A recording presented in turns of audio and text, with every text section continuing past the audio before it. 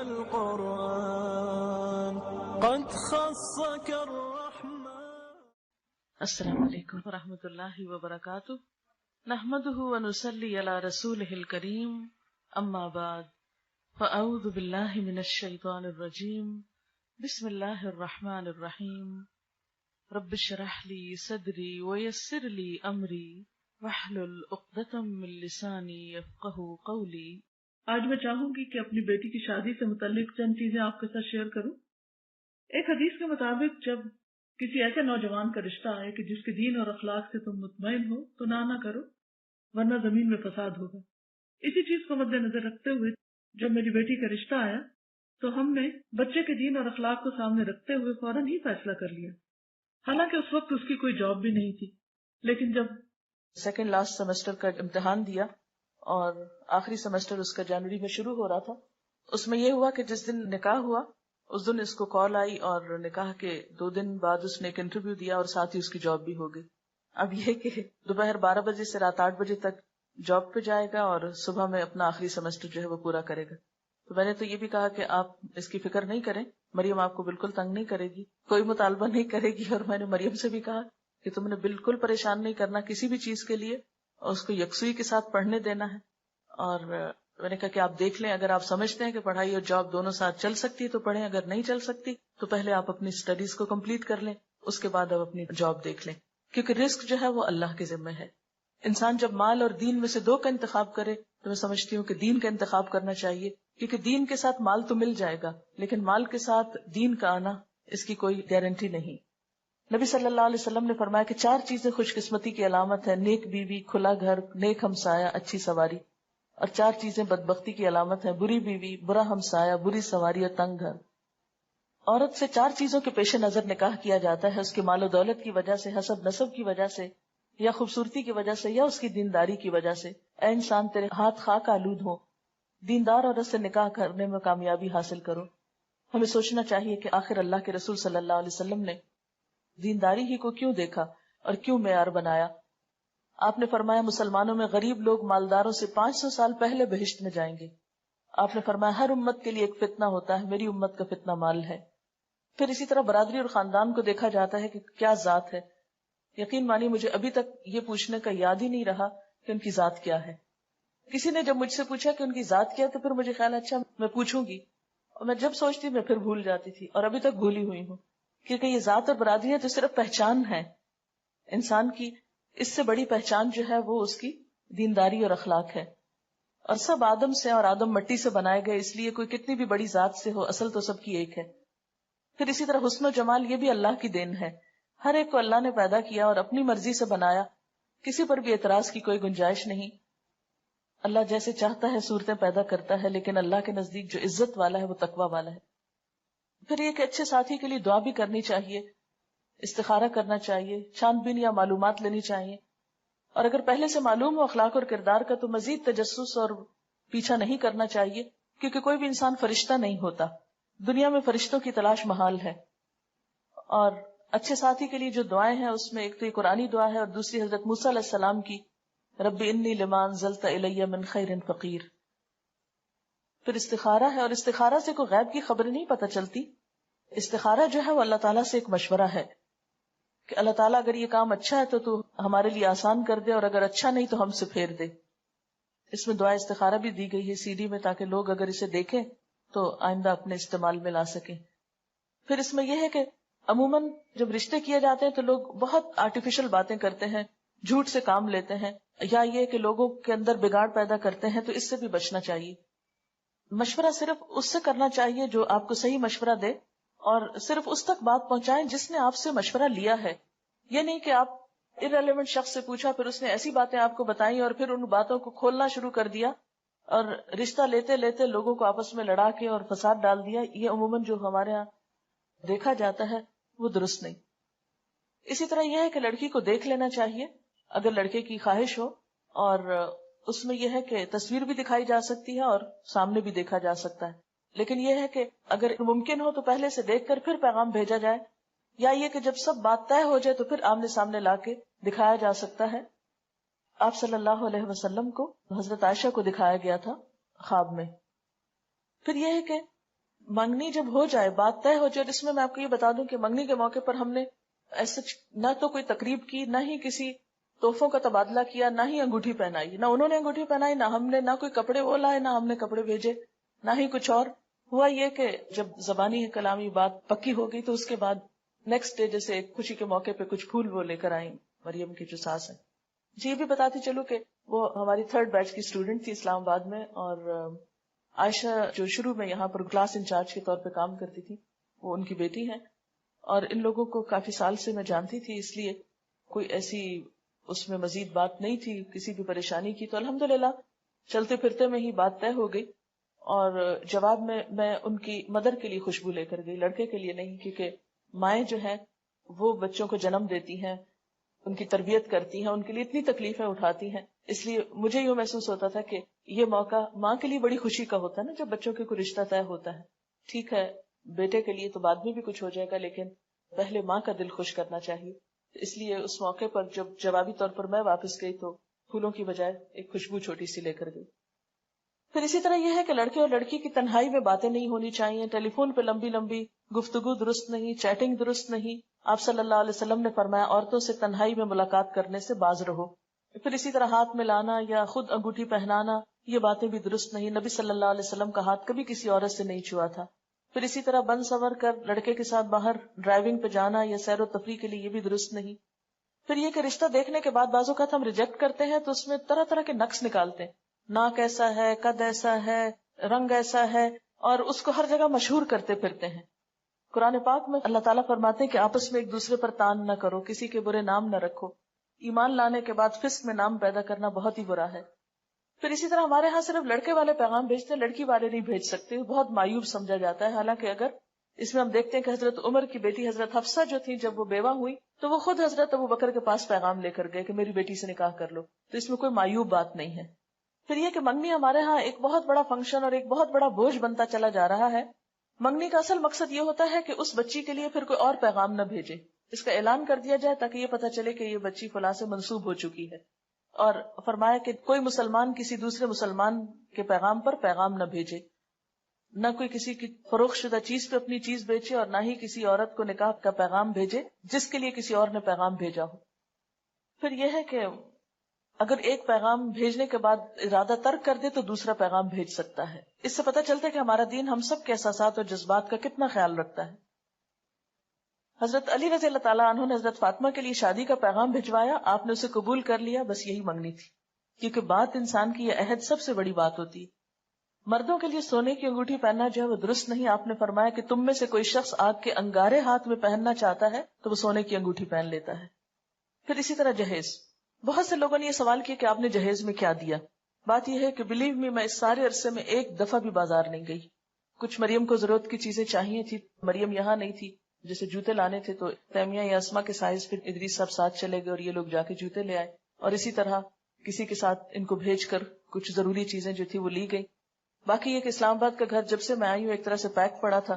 جو میری اب فالتو چیزیں تھی استعمال ہونے کا اتفاق، اب مجھے لگ رہا تھا کہ میں نے تو ان کو استعمال نہیں کرنا، وہ میں نے مریم سے کہا کہ بیٹا اب تم ان کو لے جاؤ. وہاں ان کی ساس کہنے لگی کہ ہمیں ضرورت نہیں ہے، اس لیے کہ ہمارے گھر میں سب کچھ ہے. اور مجھے بھی یہ لگتا تھا کہ وہاں پر کوئی جہیز کی ایسا ضرورت نہیں، اس لیے باہر سے تو کوئی اس طرح کی خریداری نہیں کی گئی. کچھ چیزیں جو گھروں میں عام طور پر کچھ نہ کچھ رکھا ہوتا ہے اس کو میں نے نکال کر گھر صاف کر دیا.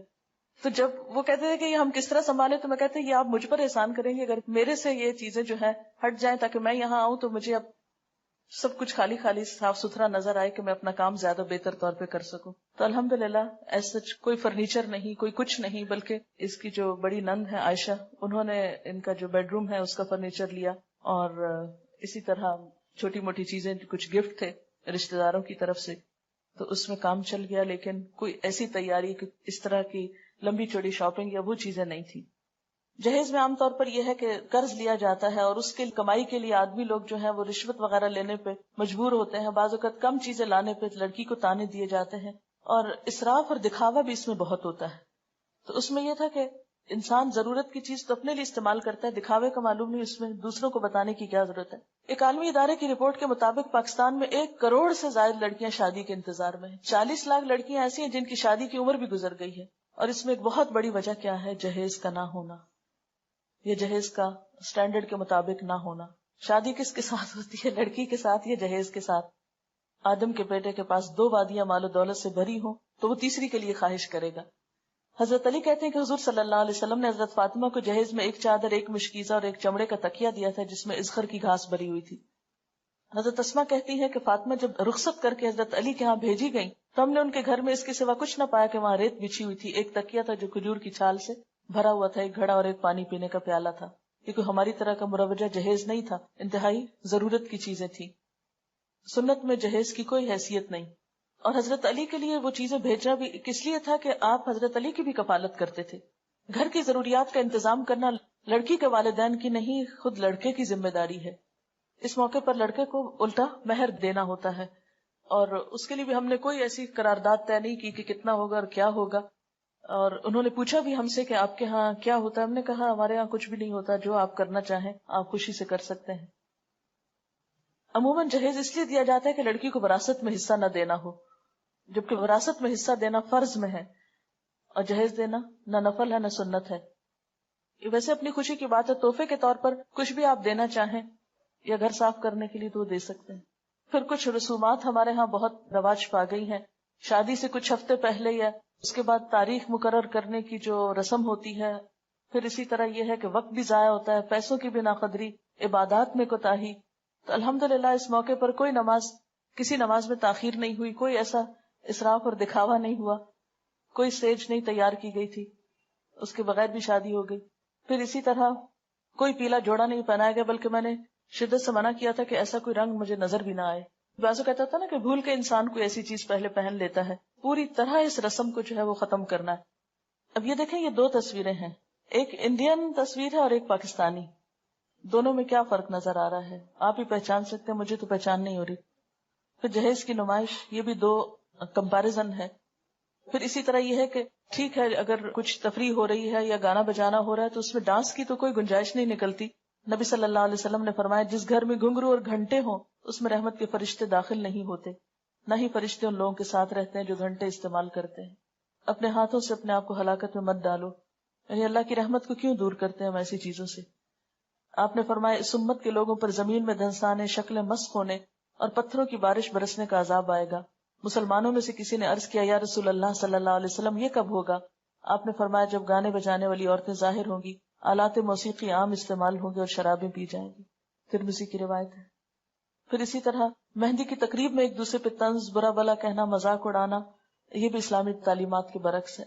پھر اسی طرح مہندی کے موقع پر کھانوں کا اہتمام جو ہے اور اس میں خصوصی ڈیکوریشن یلو کلر میں، یہ تو درست نہیں، لیکن مہندی لگانا درست ہے. اس موقع پر ایسا کیا تھا کہ ہاسٹل کی سب بچیوں کو ہم نے اکٹھا کر لیا تھا باہر سے. صرف میری بہنیں تھی، مریم کی جو نندیں ہیں انہوں نے مریم کو مہندی لگائی اور میں نے ہاسٹل کی سب بچیوں کے ہاتھ پہ کچھ کچھ لگایا.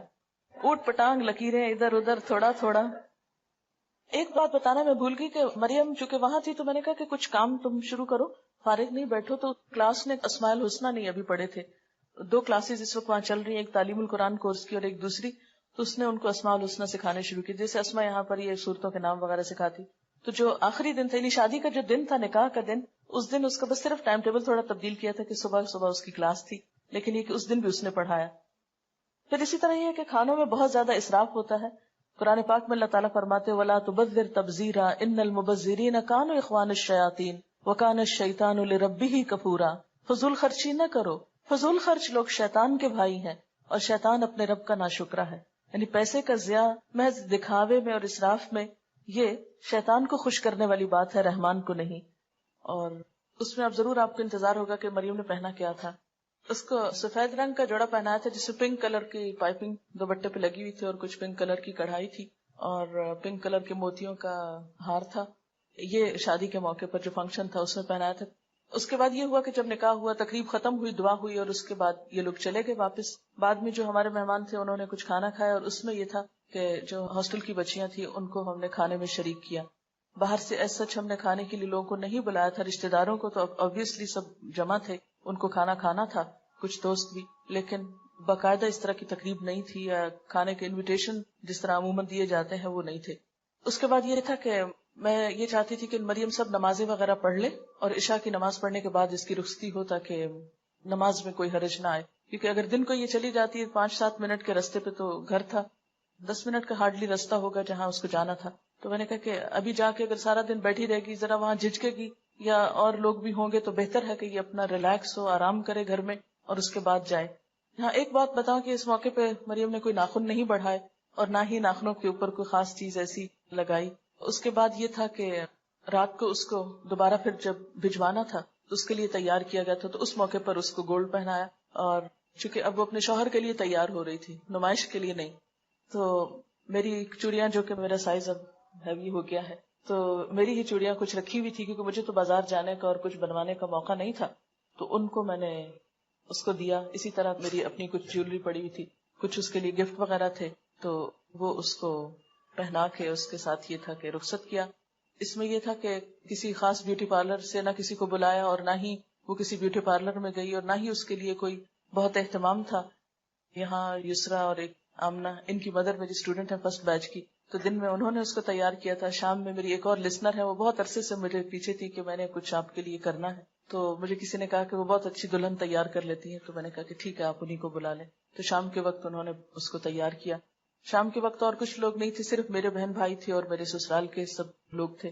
اور اس میں جو ٹائم تھا کہ 8:30 بجے رخصت کرنا ہے، اور جب یہ لوگ پہنچے لینے کے لیے، اس وقت پھر کوئی خاص ہنگامہ نہیں ہوا. مریم سے میں نے کہا خود چلو، اور خود چل کے خیر گاڑی تک پہنچی، اس کو بٹھایا.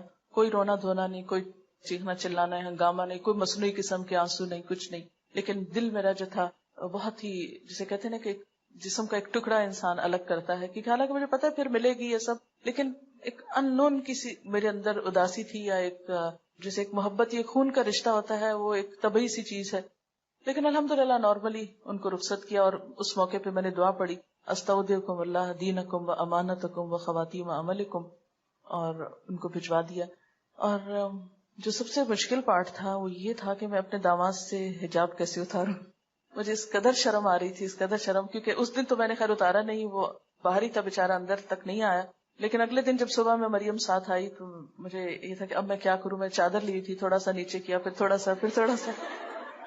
تو اس کے بعد یہ تھا کہ جیسے میرے رشتے دار اور کچھ اور لوگ گفٹ وغیرہ لے کر آئے تھے. باقی تو میں نے چونکہ انوائٹ نہیں کیا تھا، اور میرا مقصد یہی تھا کہ لوگوں کو کچھ لانے کی تکلیف نہ ہو. اسٹاف کے لوگوں میں سے میں نے کسی ایک کو مقرر کیا ہوا تھا کہ اسٹوڈینٹس میں سے اگر کوئی گفٹ لے کر وہاں پر آئے تو اس کو بہت پیار سے، بہت اچھے طریقے سے سمجھا دیں کہ یہ اس طرح کی شادی تو ہو نہیں رہی، تو آپ ایسا نہیں کریں. لیکن یہ کہ جو میرے بہت کلوز جاننے والے اور رشتے دار لوگ تھے، وہ جو کچھ لے کر آئے، تو مجھے یہ تھا کہ یہ پھر یہاں کیا کرے گا. کچھ چیزیں تو مریم کے ساتھ چلی گئیں، اور کچھ آنے سے پہلے الحمدللہ میں اپنی الماری بالکل خالی کر کے، صاف کر کے، حساب چکا کے، یعنی جو رشتے دار وغیرہ آئے تھے ان کو واپسی پہ میں نے، جیسے مہمان کا ایک حق ہوتا ہے، اس حق کے طور پر انہی چیزوں کا تبادلہ کر کے ادھر کی ادھر، ادھر کی ادھر، ادھر کی ادھر، سب کی سب چیزیں تقریباً نکال دی. اور ریلیکس ہو کے، بالکل فارغ ہو کے، میں 29 کو پھر ولیمہ تھا اور 31 کو میں یہاں آ گئی، کیونکہ میرا ارادہ یہ تھا کہ 1 جنوری کو ہم دوبارہ سے اپنا کام پراپر طریقے سے شروع کریں. اور اس میں بھی یہ تھا کہ جیسے 27 کو شادی تھی تو اگلے دن سیٹرڈے کو پھر میری کلاس تھی، اور پھر اسی طرح کلاس جو ہے وہ لی گئی. اور شادی کے موقع پر جیسے بارات اور سہرے کا ہوتا ہے، یہ بھی ہمیں سوچنا چاہیے کہ کس کی تقلید ہے. ہاں، بہت سے لوگوں نے پوچھا کہ مریم نے کیا پہنا، تو ان کا یہ خیال تھا شاید غرارہ یا کچھ اس طرح ہے، تو قمیض شلوار تو مجھے خیال بھی نہیں آیا کہ یہ غرارہ ضروری ہے. میں اصل میں سوچ رہی تھی کہ جو میرا ڈریس ہے وہی وہ پہن لے گی، لیکن میں پتہ نہیں کہیں رکھ کے بھولی ہوئی تھی، وہ آخری مومنٹ تک مجھے ملا نہیں، بلکہ جب وہ چلی گئی تو بعد میں مجھے نظر آیا جب چیزیں ادھر ادھر صفائی میں کر رہی تھی. بہرحال نکاح کے ارکان جو ہیں، ولی کی موجودگی ہونی چاہیے، گواہ ہو، مہر ہو، خطبہ نکاح ہو، ایجاب و قبول ہو، اور اعلان نکاح ہو. یہ ہے اصل شادی. ولی کی موجودگی کیوں ضروری ہے، اس کی دلیل کیا ہے، وہ قرآن پاک میں آتی ہے. پھر اس کے بعد ولی میں کون کون لوگ شامل ہیں، پھر اگر کسی کا ولی نہ ہو تو وہ کیا کرے. نیکسٹ، زبردستی نکاح نہ کیا جائے. پھر نکاح میں لڑکی کی رضامندی ضروری ہے، اس سے پوچھا جائے. پھر اسی طرح یہ ہے کہ اگر لڑکی بولتی نہیں، خاموش رہتی، تو یہ خاموشی بھی اس کی اجازت ہے، لیکن رضامندی کے بغیر نکاح درست نہیں. پھر اسی طرح حضرت عائشہ کہتی ہیں، یہ حدیث دلچسپ ہے ذرا پچھلی والی. حضرت عائشہ کہتی ہیں کہ رسول اللہ صلی اللہ علیہ وسلم نے ان سے نکاح کیا جب ان کی عمر 7 سال تھی، اور ان کو آپ کے گھر بھیجا گیا جب ان کی عمر 9 سال تھی، اور ان کے کھلونے ان کے ساتھ تھے. جب حضور صلی اللہ علیہ وسلم فوت ہوئے تو ان کی عمر 18 سال تھی. عورت کو خود نکاح کرنے کی اجازت نہیں ہے اپنا. پھر مہر ہے، مہر کا دلیل کیا ہے، پھر مہر کی مقدار کتنی ہے. اس میں ہم حضرت عبد الرحمن بن عوف کا مثال دیکھتے ہیں کہ انہوں نے سونے کی گٹلی کے وزن پر عورت سے شادی کی. آپ نے فرمایا مبارک ہو، ولیمہ کرو، چاہے ایک بکری ہی کیوں نہ. ازواج مطہرات کے مہر جو تھے، حضرت عائشہ نے فرمایا کہ 12 اوقیہ اور 1 نش. پھر حضرت عائشہ نے پوچھا نش جانتے ہو کیا ہے؟ ابو سلمہ نے کہا نہیں. حضرت عائشہ نے فرمایا نصف اوقیہ اور یہ 12.5 اوقیہ 500 درہم بنتا ہے. یعنی 500 درہم ازواج مطہرات کا مہر تھا، جو اچھی رقم ہے. اور حضرت ام حبیبہ کا مہر جو تھا وہ 4000 تھا، 4000 درہم. قبول اسلام کو مہر قرار دیا گیا حضرت ام سلیم کی طرف سے. بہترین نکاح وہ ہے جو آسان ہو. ہمارے ہاں جو 32.5 روپے حق کے مہر ہے، اس کی کوئی حقیقت نہیں. پھر اسی طرح گواہوں کا موجود ہونا، گواہوں کے بغیر نکاح نہیں ہوتا. آپ نے فرمایا جو عورت ایسا کرتی وہ زنا کرتی. خطبہ نکاح میں ہم دیکھتے ہیں کہ 3 آیات میں 4 دفعہ تقوی کا حکم ہے کہ اللہ سے ڈرو تو زندگی اچھی گزرے گی. پھر ایجاب و قبول ہوتا ہے. 3 دفعہ پوچھا جاتا ہے لڑکے سے کہ اس حق کے مہر کے عوض یہ لڑکی تمہیں قبول ہے. جب وہ 3 دفعہ ہاں کرتا ہے تو پھر نکاح کی گرہ لگ جاتی. نیکسٹ، اس میں آڈیو لیکچر بھی CD کے اندر موجود ہے، وہ سنا جا سکتا ہے. مبارکباد کے کلمات مسنون. آپ نے فرمایا حلال اور حرام کے درمیان فرق کرنے والی چیز دف ہے، یعنی اعلان نکاح ہے. پھر عورت جب گھر آئے تو اس کے لیے دعا کرنی چاہیے. پھر دعوت ولیمہ ہے، اور یہ دعوت بھی اپنی حیثیت کے مطابق کرنی چاہیے، اور اس میں بھی اسراف اور دکھاوا نہیں ہونا چاہیے. ایک موقع پر آپ نے جو پکا کر کسی جگہ پر کھجور اور منقع اور خوشگوار پانی کہیں کھانا، یعنی مختلف طریقہ سے ولیمے کی دعوت کی گئی. آپ نے فرمایا ولیمے کا کھانا برا کھانا، وہ کھانا برا ہے جس میں خوشحال اور دولت مند لوگوں کو بلایا جائے اور فقراء کو چھوڑ دیا جائے. اس موقع پر ہمیں ایک تھوڑی سی مشکل یہ ہوئی، جیسے ولیمہ کی دعوت تھی، انیشلی جو انہوں نے انویٹیشن دیا، یہ ہمارے ہاں عام طور پر شادی کا جو خرچہ ہوتا ہے اس کی تھوڑی سی، مثلاً 8 لاکھ روپے 5 لاکھ روپے جو لوگ خرچ کرتے ہیں ایک عام شادی پر، اور اس کے مقابلے میں آپ دیکھیں کہ اللہ تعالیٰ کیا فرماتے ہیں، جو لوگ محض اپنا مال لوگوں کو دکھانے کے لیے خرچ کرتے ہیں اور در حقیقت نہ اللہ پر ایمان رکھتے ہیں نہ روز آخرت پر، سچ یہ ہے کہ شیطان جس کا رفیق ہوا اسے بہت ہی بری رفاقت میسر آئی. یعنی دکھاوے کے لیے اتنی رقمیں اڑانا جو ہے یہ سراسر غیر اسلامی ہے. آپ دیکھیں کہ تقریبات کے موقع پر 100 روپے فی کس کے حساب سے 8 روپے کا کھانا روزانہ پک رہا ہے. یہ ایک اخبار میں آیا تھا. یعنی روزانہ شہر میں جو کھانا پکتا ہے، ایک شادی میں نہیں کئی شادیوں کا جب ملایا جاتا ہے، 8 کروڑ روپے. یعنی اگر 100 روپے پر پرسن کا کھانا ہو تو ایک دن میں جو پک رہا ہے. پھر اسی طرح ہر سال پاکستانی 150 ارب روپے کا گوشت کھاتے ہیں. پھر اسی طرح دوسری طرف ہم دیکھتے ہیں کہ پاکستان کی 25% آبادی غذا کی کمی کا شکار ہے. 30% کھانا روز ضائع ہوتا ہے. صرف کراچی میں 2 کروڑ روپے مالیت کا کھانا روزانہ جھوٹا کر کے چھوڑ دیا جاتا ہے. یہ اخبار کے اسٹیٹسٹکس ہیں. یہ اعداد و شمار ہم سے کیا تقاضا کرتے ہیں؟ پاکستان کی کل آبادی 13 کروڑ ہے. اس میں سے 4 کروڑ 20 لاکھ لوگ، آبادی کا 30% حصہ انتہائی غریب ہے. 4 کروڑ 70 لاکھ لوگ، آبادی کا 62% لکھنا پڑھنا نہیں جانتے. 76% عورتیں پڑھی لکھی نہیں. 80 لاکھ بچے اسکول نہیں جاتے. 7 کروڑ 20 لاکھ لوگوں کا یعنی 53% حصہ حفظان صحت، ہسپتال اور طب کی سہولتیں میسر نہیں. 5 کروڑ 40 لاکھ لوگوں کو طبی سہولتیں میسر نہیں. 90 لاکھ بچوں کو مناسب غذائیت میسر نہیں. 6 کروڑ 10 لاکھ لوگوں کو صاف پینے کا پانی میسر نہیں. یہ فیڈرل بیورو آف سروے نے یہ رپورٹ پیش کی ہے. تو جس ملک کی آبادی کا حال یہ ہو، وہاں پر اتنا اسراف شادیوں کے موقع پر کسی طور پر بھی جائز نہیں. اگر اس پیسے کو ہم اپنی قوم کی تعلیم کے لیے خرچ کریں تو ہمارے لیے صدقہ جاریہ ہو. پرائمری اسکول کا 1 سال کا خرچہ 2 لاکھ روپے ہے. ایک بچے کی تعلیم 3,000 روپے سالانہ ایوریج.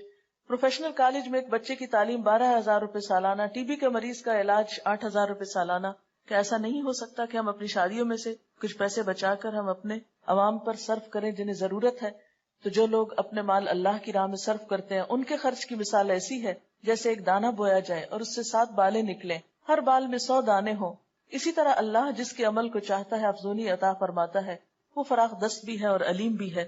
ایک اور چیز میں بتانا چاہوں گی، یہاں پر ایک انٹرویو ہے، اس وقت ٹائم نہیں. ہماری ایک اسٹوڈنٹ تھی سارا، جو IT ڈپارٹمنٹ میں کام کرتی تھی. ان کی شادی کس طرح ہوئی اور اس موقع پر کیا اچھی مثال پیش کی گئی. CD میں موجود ہے. جو لوگ یہ CD لیں، CD باہر فار سیل اب اویلیبل ہے، یعنی عام لوگوں کے لیے بھی اس کو پرنٹ کرا لیا گیا ہے. تو اس میں آپ دیکھیں کہ اگر اسی مال کو ہم اپنی دنیا اور آخرت سنوارنے کے لیے استعمال کریں بنسبت اس کے کہ صرف ایک شادی کے موقع کو اپنی ذاتی خواہشات کی تکمیل کے لیے صرف اپنے دل کو یا اپنی آنکھوں کو ٹھنڈا کرنے کے لیے مال خرچ کریں، اس کی بجائے اگر ہم اسے باقاعدہ بہتر طرح استعمال کریں تو دنیا بھی ہماری بہتر ہو سکتی ہے اور آخرت بھی. اس میں صدقہ خیرات کر کے انسان کو بتانا تو نہیں چاہیے، لیکن تھوڑی سی مثال میں دوں گی کہ جیسے رشتہ داروں کا حق ہوتا ہے، تو میں نے کوشش یہ کی کہ شادی کے موقع پر جو گفٹ آئے ہیں وہ صرف مریم کو نہیں ملے بلکہ رشتہ داروں کو بھی ملے. اس کی کزنز جو ہیں یا ان کی جو اور رشتہ دار خواتین ہیں، جو بھی بچے یا بڑے یا جو بھی تھے، تو اس کو میں نے ان لوگوں کو بھی تقسیم کیا. اور یہ بھی میرے دل میں اللہ کی رضا تھی، نہ کہ یہ سوچا کہ ان کی طرف سے مجھے کچھ ملے یا یہ اگر کچھ لائے ہیں تو اس کا بدلہ ہو، نہیں، صرف ایک صلہ رحمی کے لیے. دوسرا یہ کہ مریم کو جیسے ولیمے کے موقع پر کچھ آنے والوں نے کچھ پیسے ویسے جو سلامی جس کو بولتے ہیں وہ دی، تو اگلے دن جب صبح میں آئی تو ایک لفافہ پکڑا ہوا تو کہنے لگے ماما یہ الہدا میں ڈال دے. میرا داماد بھی ساتھ تھا تو کہنے لگے کہ یہ ہم دونوں کی طرف سے الہدا کے لیے ہے. تو میں نے کہا کہ آپ لوگ ایک نئی زندگی شروع کر رہے ہیں، آپ کو اپنی ایجوکیشن وغیرہ کے لیے بھی ضرورت ہوگی تو آپ لوگ رکھیں اس کو. لیکن بالکل نہیں مانے اور بسد اصرار وہ پیسے جو ہیں وہ چھوڑ گئے. خیر میں نے بھی نہ پوچھا کہ کتنے ہیں اور نہ میں نے خود گنے، میں نے الہدا کی انتظامیہ کے حوالے کیے اور اس طرح زندگی کا ایک آغاز کیا گیا.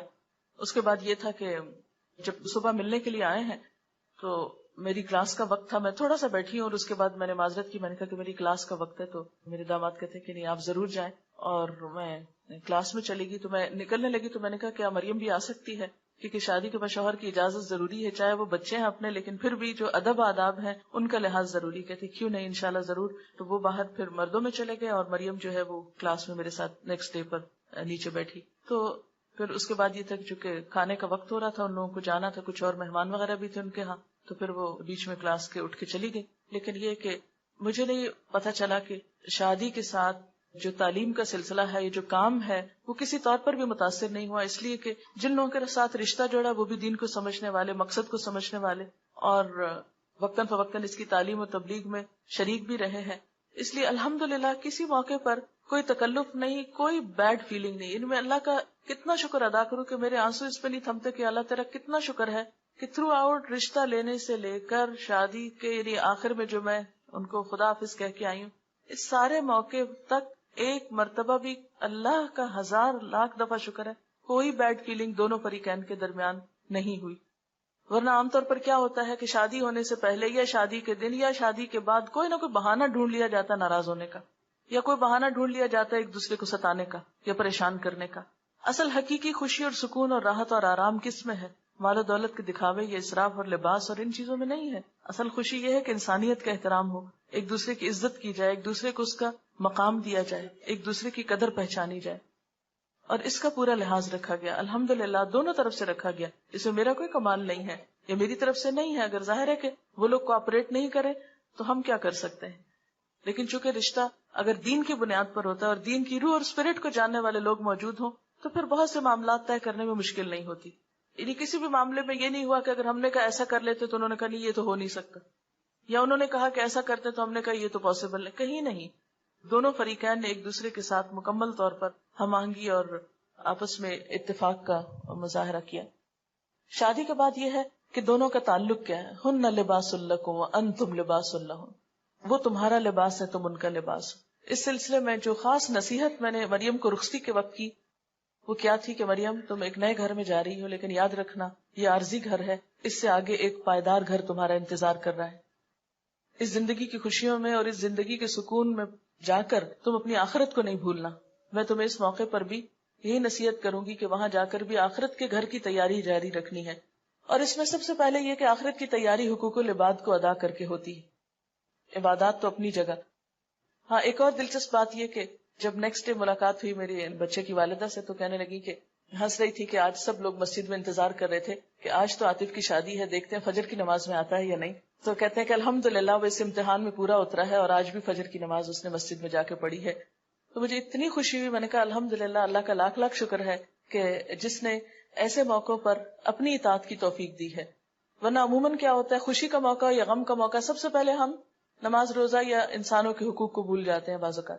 تو اس میں یہ ہے کہ جو خاص تاکید میں نے کی کہ مجھے کوئی بھی چیز جو گھر میں ایسی ہو جو، کیونکہ انسان ہے، اگر کسی قسم کی کوئی ناگوار فیلنگ بھی کبھی آئے اللہ نہ کرے مجھ تک نہیں پہنچانی، اس کو کہیں باہر جا کے ڈسکلوز نہیں کر، کسی دوست سے اس کا ذکر نہیں کرنا. اللہ سے دعا کرنی ہے اور مدد مانگنی ہے اور اس سفر کو جاری رکھنا ہے. میں کوئی بھی شکایت، کوئی بھی عیب، کوئی بھی چیز نہ دیکھنا چاہتی ہوں، نہ سننا چاہتی ہوں. نو وے. ہن لباس لکم وانتم لباس لکم.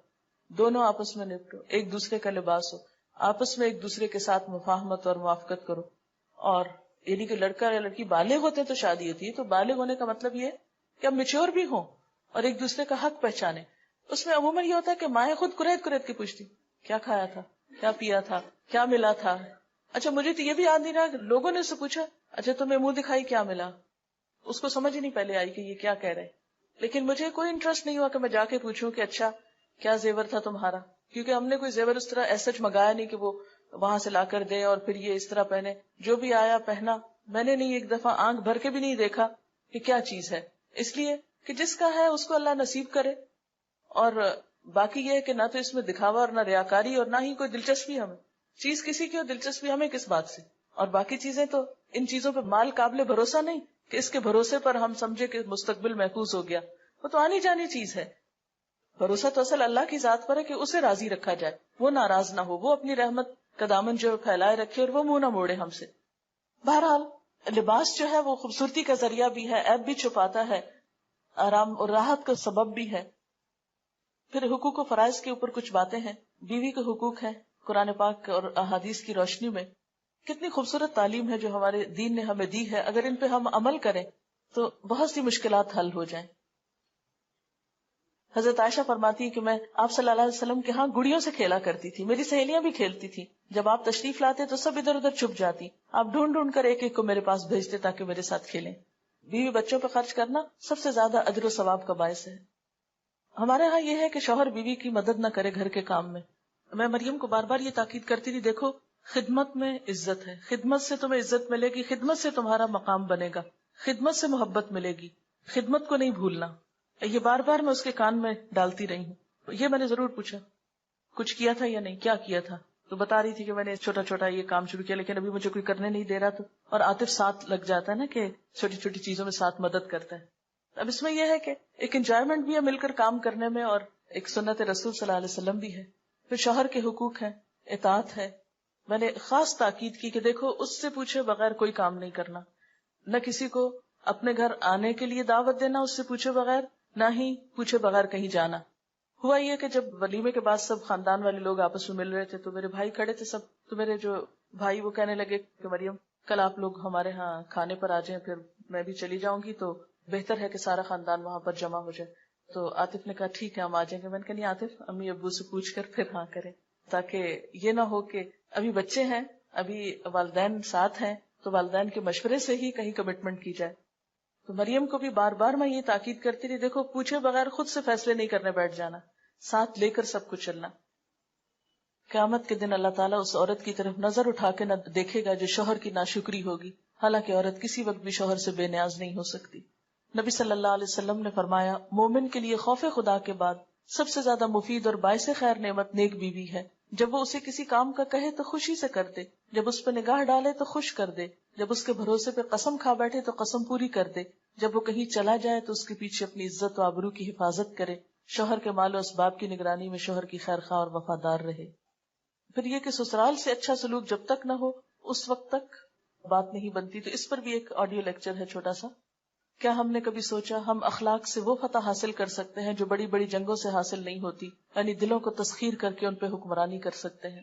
دعا بھی مانگنی چاہیے، ربنا ہب لنا من ازواجنا وذریاتنا قرۃ اعین واجعلنا للمتقین اماما. یہ سی ڈی یہاں کی ملٹی میڈیا ڈپارٹمنٹ نے تیار کی تھی اور یہ اب سیل کے لیے اویلیبل ہے. جو بھی آج کل شادیوں کا موسم ہے آپ خرید کر لوگوں کو شادی کے تحفے کے طور پر دے سکتے ہیں. ہو سکتا ہے کوئی بات ان کی سمجھ میں آ جائے اور ان کی زندگی بھی سنور جائے انشاءاللہ تعالی. میرے لیے بہت خوشی کی بات ہے کہ میں اب مریم کی دوسری امی کا تعارف آپ سے کراؤں کیونکہ اب مریم کے اوپر ایک اور امی کے حقوق اور خدمت اور اطاعت اور ان کو خوش رکھنا یہ شامل ہو گیا ہے. تو میں ربابہ سے کہوں گی، ربابہ کو تھوڑا سا تعارف کرا دیتی ہوں. ربابہ ہمارے 3rd بیچ کی اسٹوڈنٹ بھی ہیں. ربابہ اور عائشہ جو ان کی بیٹی ہیں، انہوں نے اکٹھے 1 سال میں کورس کیا تھا اور بہت ماشاءاللہ ہمت کی، اور اس وقت سے اور اس سے پہلے سے بلکہ دین کا کام کر رہی ہیں. مجھے یاد ہے کہ میں نیول کمپلیکس میں ایک درس میں گئی تھی تو مجھے کسی نے بتایا کہ یہاں پر ایک خاتون ہے جو کمانڈر عابد کی وائف ہیں اور وہ درس دیتی ہیں، اور تھوڑی دیر کے بعد یہ اس درس میں آئیں بھی اور پھر وہاں ان سے ملاقات ہوئی. مجھے یاد ہے انہوں نے گرے کلر کا گاؤن پہنا ہوا تھا اور سلام دعا ہوئی. میں نے ان سے حال چال پوچھا اور بہت اچھا لگا کہ الحمدللہ اور بھی بہت سارے لوگ دین کی تبلیغ کا کام کر رہے ہیں، اور الحمدللہ اسی بنیاد پر صرف اور صرف دین کی وجہ سے یہ رشتہ طے پایا. تو میں چاہوں گی کہ اپنے خیالات کا کچھ اظہار کرنا چاہیں. السلام علیکم جی، بہت بہت شکریہ آپ سب لوگوں کے یہاں آنے کا اور ہمارے بچوں کی نکاح میں دعا میں شریک ہونے کا.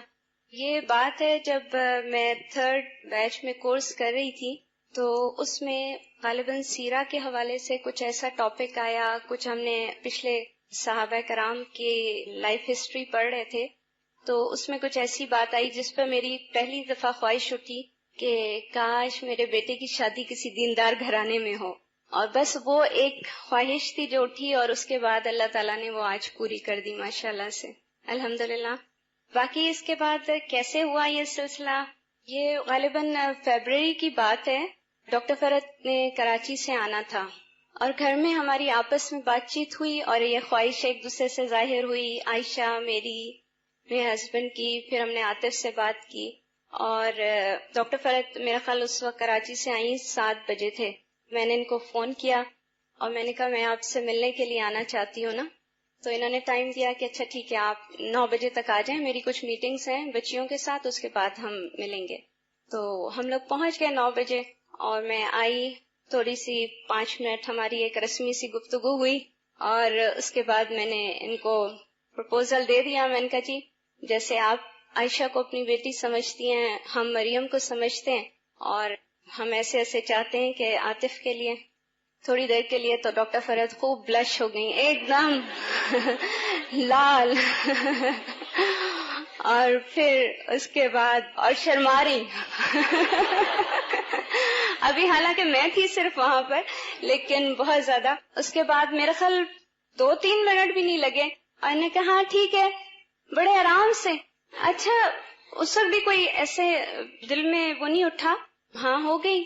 اور تھوڑی سی کچھ ٹرالی لائی مریم، کچھ ہم نے تھوڑا سا کچھ کھایا میٹھا میٹھا اور اس کے بعد میں بس باہر نکل کر آ گئی. اور ڈاکٹر فرحت نے کہا اچھا ٹھیک ہے ادریس صاحب سے بھی عابد صاحب بات کر لیں. میں باہر آئی تو باہر ہسبینڈ تھے تو میں نے کہنے لگے کیا ہوا اتنی جلدی آ گئی؟ میں نے کہا ہاں بس ہو گئی، ہاں ہو گئی. تو اس وقت بھی ہم دونوں کے کوئی ایکسپریشنز ایسے نہیں تھے. اس کے بعد میں نے کہا آپ ملے ادریس صاحب سے؟ کہنے لگے نہیں میں تو نہیں ملا، میں صبح دیکھ لوں گا. خیر جناب ہم گاڑی میں بیٹھے اور واپس چل پڑے اور راستے میں ہم سوچ کچھ وہ نہیں نا کہ یقین ہی نہیں آ رہا کہ اتنی جلدی یہ سب کچھ ہو بھی گیا بات. اب جب بچوں نے فون کیا راستے میں تھے ہم لوگ تو ہم نے کہا ہاں ہو گیا. بچے کہتے اچھا مٹھائی تو لیتے آئے نا راستے سے بس الحمدللہ یعنی اتنی سی چھوٹی سی دیر میں اللہ تعالیٰ نے جوڑا جوڑ دیا نا. اور پھر اس کے بعد ہی غالباً اگلے دن ہی آپ لوگ آئے تھے، اگلے دن ہی پھر ادریس صاحب اور ڈاکٹر فرحت آئے ہمارے گھر. تو یہ آ کے عام طور پہ ہمارے بیڈ روم میں بیڈ پہ لیٹ جاتی ہوتی تھی، ظاہرہ تھکی بھی ہوتی تھی تو لیٹی ہوئی تھی. تو میں نے کہا ڈاکٹر فرحت آپ نے عاطف کو دیکھا بھی ہے اور آپ نے ہاں بھی کہہ دی؟ تو کہنے لگی نہیں میں نے تو نہیں کبھی اس طرح غور سے دیکھا. تو میں نے کہا اچھا میں بلواتی ہوں نا آپ اسے دیکھیں. تو اس کے بعد بس میں نے عاطف کو بولا، میں نے کہا آؤ تم ذرا ملو. اب میں نے لا کے سامنے کرسی رکھی، میں نے وہاں بٹھایا. اب یہ اس سے زیادہ شرما رہی اور عاطف ان سے شرما رہا. میرا خیال 5 منٹ گزر گئے، دونوں نے آپس میں کوئی بات نہیں کی نا. تو پھر میں نے ہی شروع کیا، میں نے کہا آپ اس سے کچھ بات کریں، اس سے پوچھیں یونیورسٹی کا یا کوئی تو بس اس طرح یہ الحمدللہ یہ جوڑے ہمارے. اور کوئی اللہ کا شکر ہے کوشش یہی تھی کہ جو کچھ ہو ہم دین کے مطابق کریں. کوئی منگنی کا ایسا خاص اناؤنسمنٹ نہیں ہوئی، کوئی انگوٹھی یا کوئی اور اس طرح کا کچھ نہیں ہوا. اور بس آج یہ الحمدللہ جو سنت طریقہ ہے نکاح ہو گیا ماشاءاللہ. اب دعا ہے اللہ تعالیٰ ان لوگوں کو خوش رکھے اور بہت سا ان لوگوں سے دین کا کام لے لے آگے. جزاکم اللہ خیر. اس موقع پر کارڈ بھی نہیں چھپوایا گیا بلکہ کوشش یہ کی گئی کہ کارڈ چونکہ چھپتے ہیں ضائع ہو جاتے ہیں، پیسے بھی ضائع ہو جاتے ہیں ساتھ ہی، تو کوشش یہ کی گئی کہ اس موقع پر کوئی ایسی چیز تیار کی جائے. اور بلکہ یہ عابد بھائی کا یہ آئیڈیا تھا بیسیکلی کہ ایک سی ڈی تیار کی جائے جس میں نکاح سے متعلق انفارمیشن ہو تاکہ لوگ اس پہ انویٹیشن بھی ہو ولیمے کا اور اس کے ساتھ ساتھ تعلیم بھی ہو.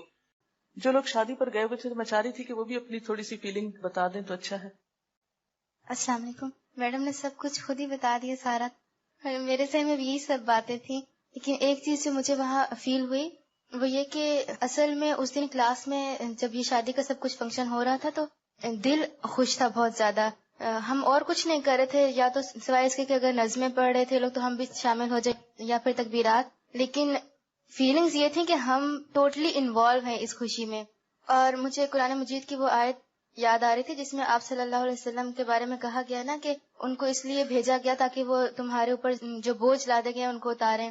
تو مجھے بھی یہ شادی دیکھ کر ایسا لگ رہا تھا جیسے ہمارے اوپر سے بہت سارے بوجھ اتار دیے گئے ہوں نا، بہت ریلیکس کر دیا ہمیں.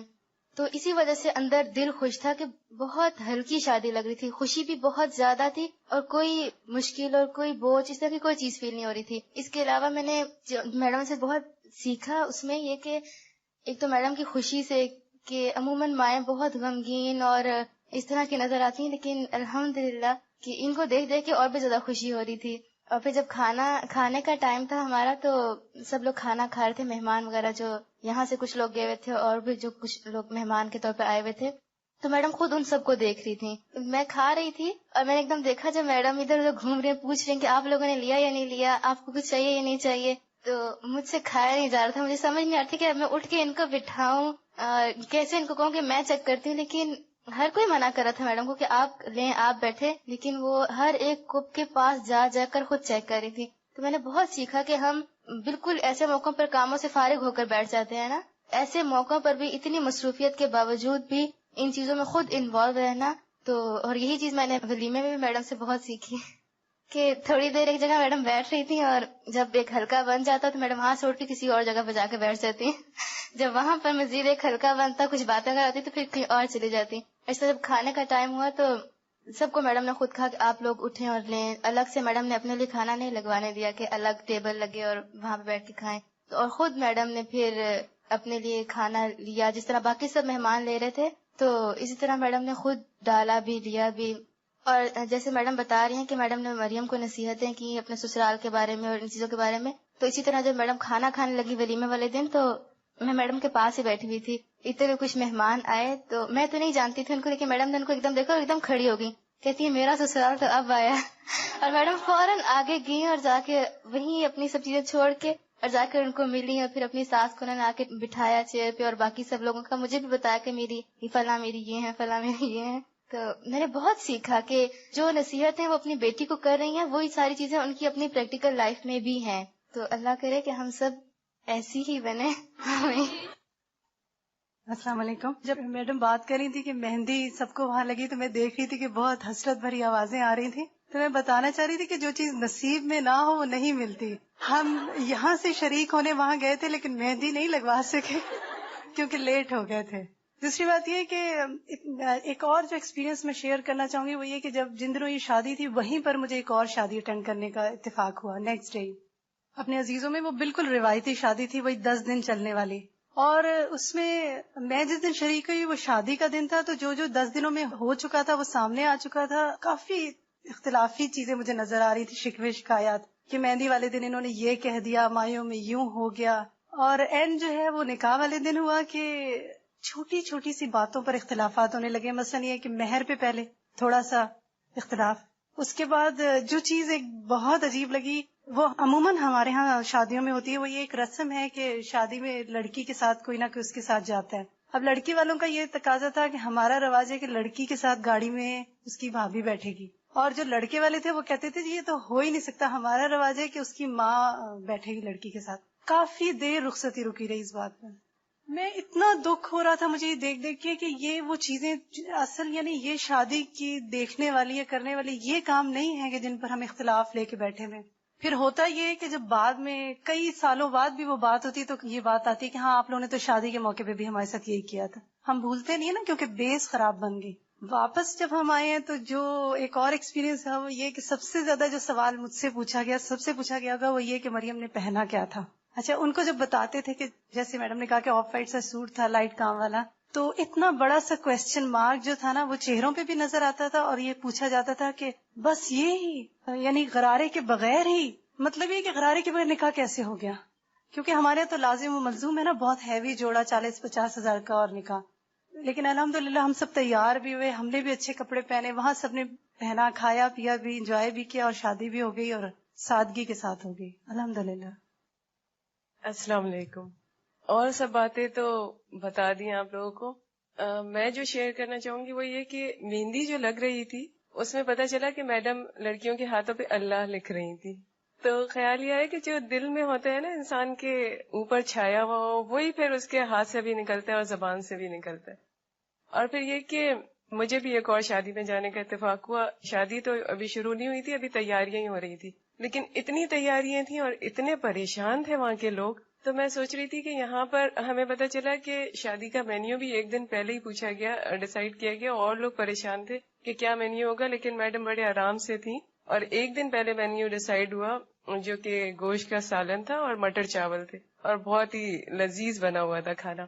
اور زیادہ پرلطف بات یہ تھی کہ میڈم ہماری میزبانی کر رہی تھی اور اٹھا اٹھا کے پوچھ رہی تھی. اور مجھے یہ خیال آ رہا تھا کہ یہاں ہم اپنے استاد کی مہمان بننے میں اتنے خوش ہیں، تو جنت میں جب اللہ تعالیٰ ہماری مہمانی کریں گے تو ہم کتنے خوش ہوں گے.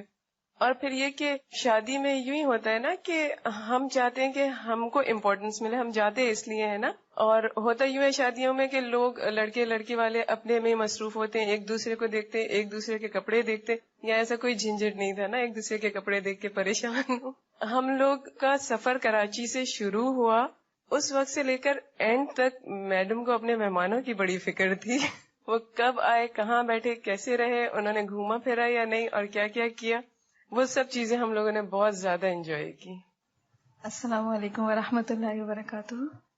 مریم کی شادی بالکل آل ٹوگیدر ایک بہت ڈفرینٹ ایکسپیرینس تھا، اور ظاہر بات اور سب لوگوں کی طرح مجھے بھی بہت شوق تھا. اور یہ آنر لینا کہ میڈم جو ہے ہماری میزبان ہو، یہ ساری چیزیں بہت زیادہ مجھے فیسینیٹ کری تھی. اللہ تعالیٰ نے مجھے وہاں پہنچا بھی دیا. جو چیز مجھے سب سے زیادہ خوبصورت اور اچھی لگی اور دل چاہا کہ یہ ایسی چیز سارے معاشرے میں ہو، وہ یہ تمام غیر ضروری چیزیں جن کے اوپر ہم اتنا ایمفیسائز کر دیتے ہیں اور اصل چیز جو لڑکی کی تربیت ہے وہی بھول جاتے ہیں. اور اس میں میڈم کو میں نے ایک ایسی ماں کے رول میں دیکھا. مجھے معلوم ہے اداس تھی میم، یہاں تک آنے کے بعد بھی اداس تھی، اور ان کو ریکور ہونے میں یہ پورا ہفتہ لگا ہے، آئی نو دیٹ. لیکن انہوں نے مریم کے سامنے جن جذبات کا اظہار کیا جو کہ اس کو حوصلہ دینے کے لیے بہت زیادہ فائدہ مند تھا. اور پھر میں نے دیکھا کہ جذبات پر کنٹرول، کہ چونکہ ماں خود ہی پریشان ہو کہ ہلکان ہو کہ لڑکیوں کو اتنا انسیکیور کر دیتی ہیں کہ وہ لڑکیاں جا کر اگر وہاں پہ سسرال سیکیور کرنے والی بھی ہو تب بھی وہ سیکیور نہیں ہو پاتی، کیونکہ ماں ہی انسیکیور کر رہی ہوتی ہے ان کو.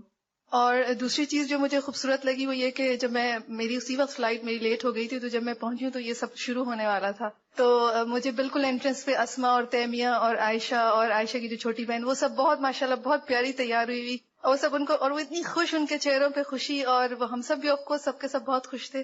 اور مریم بھی ماشاءاللہ بہت پیاری لگ رہی تھی، اور اس کے چہرے پہ اتنی انوسینس تھی جو کہ عام طور پر وہ جو اوپری میک اپ اور اتنی زیادہ لڑکیوں کو پریشان کر کر کے وہ مصنوعی طور پر وہ جو خوبصورت بننے کا ایک معیار حاصل کرنا ہوتا ہے، اس کی دہشت جو ہوتی ہے لڑکیوں پہ، وہ اس کے چہرے پہ نہیں مجھے نظر آئی. اور بہت انوسینس سی خوشی تھی، بہت پیاری سی مسکراہٹ تھی اس کی، اور بہت پیاری چھوٹی سی لگ رہی تھی نا وہ، کہ اتنی مجھے بہت پیار آ رہا تھا اس کے اوپر. اور پھر جیسے کہ مہمانوں وغیرہ کا میم کا جو رول تھا ایک ماں کے طور پر اور ایک گھریلو خاتون کے طور پر اور ایک میزبان کے طور پر، وہ مجھے بہت خوبصورت لگا جیسے کہ ابھی ذکر کیا گیا. اور پھر سب سے اچھی بات یہ تھی کہ کوئی ایسا نہیں تھا کہ تقویٰ ہے تو تیاری نہیں ہے.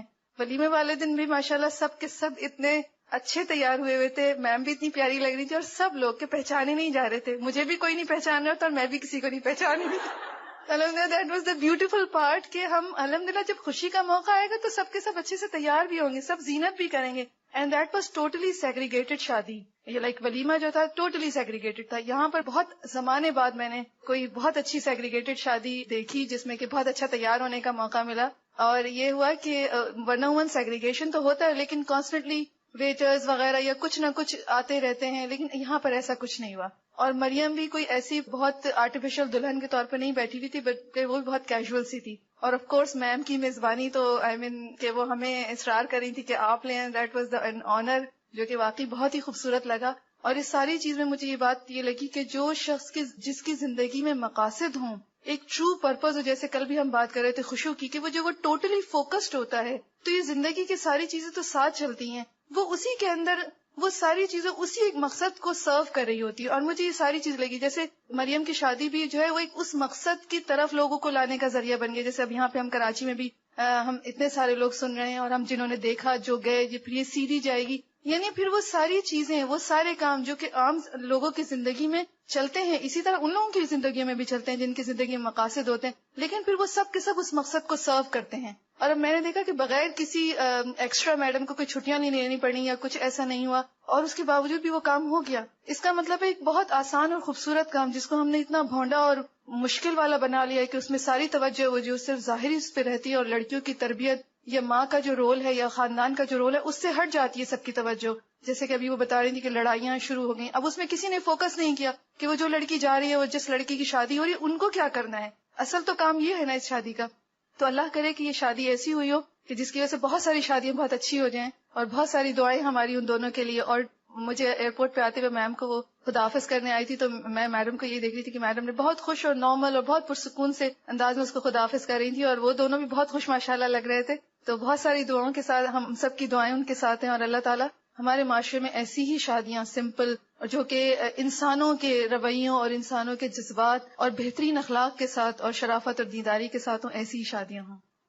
مریم اور میرا ساتھ کافی رہا کیونکہ ہم لوگوں کی ایج بالکل سیم ہے، تو ہم لوگوں کی دوستی بھی بہت زیادہ ہے. اور اب جو مجھے لگتا ہے وہ یہ کہ میرے گھر ایک دوست آئی ہوئی ہے، بس اور کچھ بھی نہیں. ایک نند اور بھابھی کا کانسیپٹ بالکل نہیں ہے. جب ابھی فرحت آنٹی نے کہا کہ نند آ رہی ہے تو مجھے بہت عجیب سا لگ رہا تھا کہ پتہ نہیں کیا چیز آ رہی ہے. بالکل دوستوں سا رویہ ہے ہم لوگوں کا. اور میری چھوٹی بہن کہہ رہی تھی کہ پتہ نہیں جب مریم آئے گی تو میں اس طرح لیٹ سکوں گی کہ نہیں اس بیڈ پہ یا نہیں. اور وہ شاید اگلا ہی دن تھا کہ وہ اس طرح لیٹی ہوئی اور کہہ رہی تھی عظمیٰ یاد ہے نا میں تمہیں کہہ رہی تھی کہ میں اس طرح لیٹ سکوں گی کہ نہیں. اتنی یعنی جلدی فرینکنیس ہو گئی کیونکہ ہم لوگوں کے مائنڈ سیم تھے، ہم لوگوں کی باتیں سیم تھی، اور ہم لوگوں کا ایم انشاءاللہ سیم ہے اور سیم رہے گا. ایک اور چھوٹی سی بات جو کہ سر کے حوالے سے کہ اتفاق سے سر ولیمے کے نیکسٹ ڈے مجھے ملے الہدا میں، تو میں نے ان کو سلام کر کے مبارکباد دی. اور میرے ساتھ ایک اور میری کولیگ تھی، تو انہوں نے پوچھا سر کیسا فیل ہو رہا ہے آپ کو؟ تو انہوں نے کہا کہ تھوڑی دیر وہ رکے، پھر کہنے لگے کہ ایک پلا پلایا بیٹا مل گیا. اور میں یہ سوچ رہی تھی کہ کتنی پازیٹیوٹی، دین انسان کو کتنا پازیٹیو بنا دیتا ہے کہ انہوں نے یہ نہیں کہا کہ ہاں بیٹی چلی گئی، گھر خالی ہو گیا. انہوں نے اپنے ایکسپریشن کا اظہار کیا کہ دکھ ہوا ہے، لیکن آج جب میں نے صبح اس سے ملا تو میرا مطلب وہ دکھ یا اداسی ختم ہو گئی. لیکن پہلی جو بات ان کی زبان سے نکلی وہ اتنی پازیٹیو بات تھی کہ انہوں نے کہا مجھے پلا پلایا بیٹا مل گیا. جب مریم اور وہ دونوں مل کے ماما مجھے کہتے ہیں تو مجھے اتنا عجیب لگتا ہے کہ اتنا بڑا بیٹا ماشاءاللہ. اور کوئی فوٹو سیشن نہیں ہوا. مجھے بس تھوڑا سا افسوس یہ تھا کہ میرا انیشلی پروگرام یہی تھا کہ اس کلاس میں یہاں پر سب ہوگا، لیکن بس اللہ کو شاید یہی منظور تھا کہ وہاں جا کر مجھے لگا کہ مریم تھوڑا سیٹل ہو رہی ہے موسم کے اعتبار سے. اور پھر میں نے کہا کہ اب اس میں مجھے پھر ایک بلا وجہ کا تکلف لگا کہ مریم کو واپس لاؤں، خود آؤں.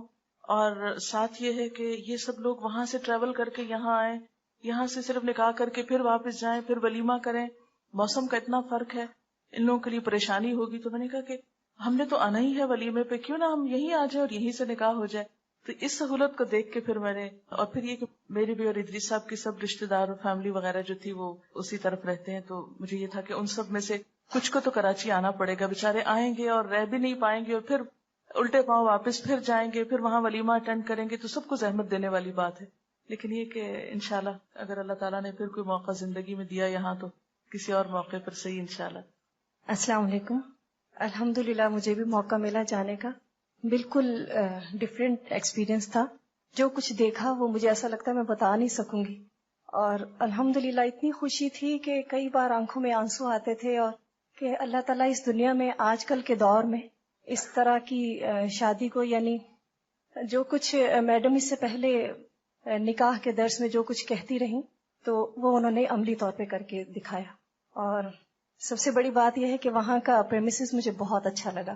الہدا کا جو سارا سیٹ اپ ہے وہ بہت اچھا تھا. اور دعا میری ہر دم یہی رہی کہ اللہ تعالیٰ ہمیں اس طرح کی یہاں پر بھی ایک جگہ عطا فرمائے.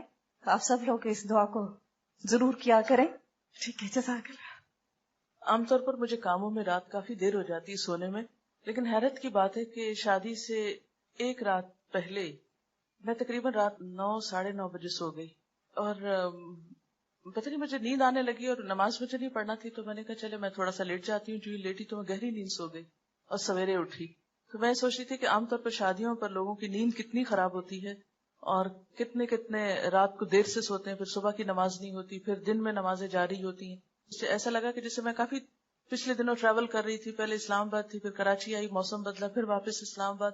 تو اس کی وجہ سے وہ ایک ابھی تک میں روٹین میں نہیں جیسے آ پا رہی تھی. لیکن اس نیند نے مجھے اتنا فریش کر دیا کہ اگلے 2 دن جو تھے وہ میرے لیے بہت آسان ہو گئے. اس موقع پر ایک دعا میں نے سب